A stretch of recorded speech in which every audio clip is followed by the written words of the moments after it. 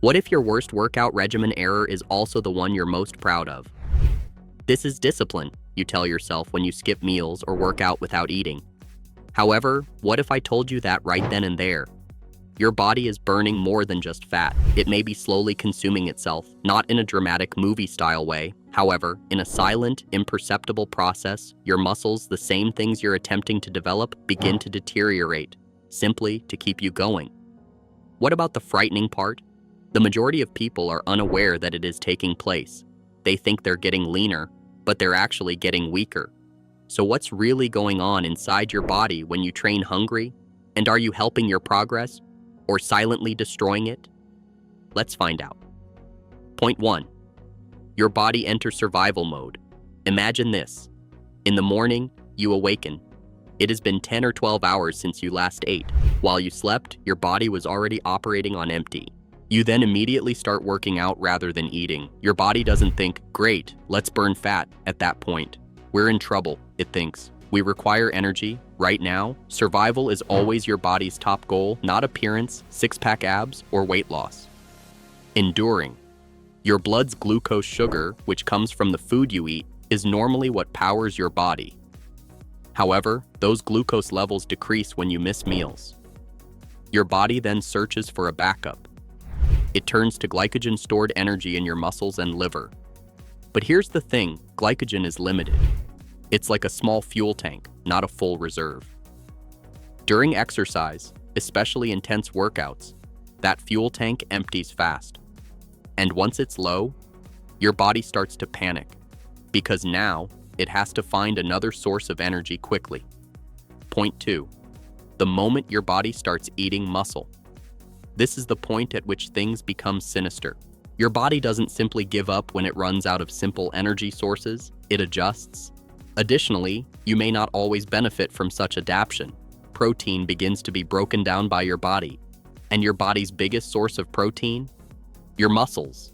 Yes, your body begins to break down the muscles you've worked so hard to develop into amino acids. To keep your body and brain working, these amino acids are subsequently transformed into glucose. This process is quiet, slow, and completely unnoticeable. There won't be any noticeable muscle loss. It won't appear in the mirror right away. However, it builds up over time. Your strength can start to decline. Instead of appearing stronger, your physique appears softer. You're working harder than ever, but your progress is slowing down. What's the worst part? You believe that everything you do is correct. In actuality, though, your body is losing muscle in order to endure your workouts. Point 3, the fat-burning myth that tricks everyone. This is where things become unclear, since you've undoubtedly heard this before. You burn fat when you work out on an empty stomach. Technically speaking, that's not entirely incorrect. Your insulin levels are low when you haven't eaten. Your body may more easily access stored fat for energy as a result. Therefore, your body may consume a larger proportion of fat when exercising while fasting. However, this is the reality that no one discusses. Results are not equal to percentages. Assume that 60% of the 200 calories you expend during a fasting workout originate from fat. Now contrast that with 400 calories burned during a fed workout, even if only 40% of those calories originate from fat. Overall, which one burns fatter? The second one. Because total energy matters more than percentages. And when you're low on energy, your workouts suffer. You move less, you push less, you burn less. So even though it feels like you're doing something smart, you might actually be slowing down your fat loss. Point 4. Your hormones start working against you. Now let's go deeper. Because the real damage doesn't just come from energy loss, it comes from your hormones. When you train without eating, your body releases a stress hormone called cortisol. Cortisol's job is to help you deal with stress. It increases energy availability by breaking down stored resources. Sounds helpful, right? But here's the problem. When cortisol stays high for too long, it starts doing more harm than good. It increases muscle breakdown. It slows down recovery. And most importantly, it signals your body to hold on to fat, especially stubborn fat, the kind that sits around your belly and refuses to go away.